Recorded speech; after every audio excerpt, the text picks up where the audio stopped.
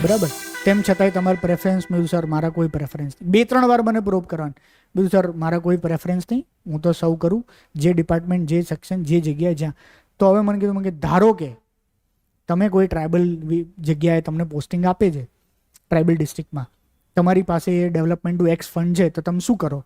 Sir એ દરેક ડિસ્ટ્રિક્ટની જરૂરિયાત પ્રમાણે હોય. કોઈ ડિસ્ટ્રિક્ટની અંદર સર હેલ્થ ફેસિલિટી સારી છે, એજ્યુકેશન ફેસિલિટીઝ વીક છે, તો હું એના માટે ફંડ યુઝ કરું. કોઈ જગ્યા હોય અને sir at the same time maybe હું ત્યાંની જે લોકલ બોડી છે કે ત્યાંના છે એ લોકોનો ઓપિનિયન લઉં, આવી રીતે નક્કી કરું. એટલે આ મારો બેસ્ટને આઈડિયલ આન્સર નહોતો, હવે હું બીજો આપું. પણ મેં મારા સમય બુદ્ધિ પ્રમાણે એ સમયે પણ મને બધા જ સવાલ આવો પૂછ્યા. એક પહેલો બી પૂછ્યો કે ભાઈ તમે એક વીઆઈપી ડ્યુટી પર જઈ રહ્યા છો, એરપોર્ટ પર તમારે કોઈ ડિગ્નિટરીઝને લેવાના છે, બરાબર, અને રસ્તામાં એક એક્સિડન્ટ જોયું, હવે તમે શું કરો? એક્સિડન્ટવાળાને હેલ્પ કરો, પહેલાંને હેલ્પ કરો. હજી પાછો બીજો એક સવાલ પૂછ્યો કે કંઈક કોન્વોય જાય છે સાહેબનો, કોન્વોય વચ્ચે એક ગાડી આવી ગઈ, એક્સિડન્ટ જોરદાર થઈ ગયું, ગાડીવાળાને વાગ્યું ખતરનાક, બરાબર, હવે તમે શું કરો આ બધી સિચ્યુએશનમાં? આવા બધા 2-3 પ્રેક્ટિકલ, હજી બીજા ઘણા ઓપિનિયન બેઝ ને સિચ્યુએશન બેઝ જ બધા સવાલ પૂછ્યા કે આવું હોય ને તમે શું કરો, આવું હોય ને તમે શું કરો, બરાબર.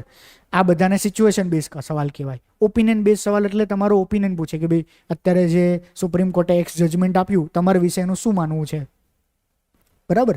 જેમ કે સુપ્રીમ કોર્ટે ઇલેક્શન બોન્ડ વિશે કંઈક જજમેન્ટ આપ્યું હોય તો કે ભાઈ તમારું એના વિશે શું માનવું છે. સુપ્રીમ કોર્ટે SC/ST કેટેગરીમાં સબ કેટેગરાઇઝેશનની વાત કરી છે, એના વિશે તમારું શું માનવું છે. સરકારની પોલિસી હોય પગલું, એના વિશે શું માનવું છે.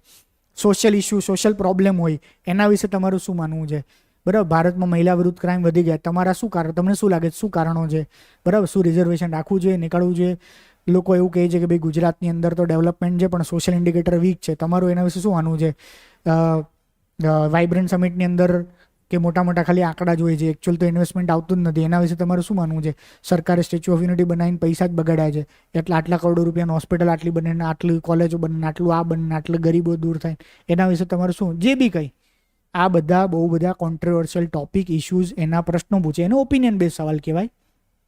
સિચ્યુએશન બેઝ સવાલ મેં તમને કીધા આવા સવાલ પૂછે, ધેટ મીન્સ એને નક્કી કર્યું છે કે આ છોકરાને 40-50 માર્ક્સ તમારે આપવાના જ છે.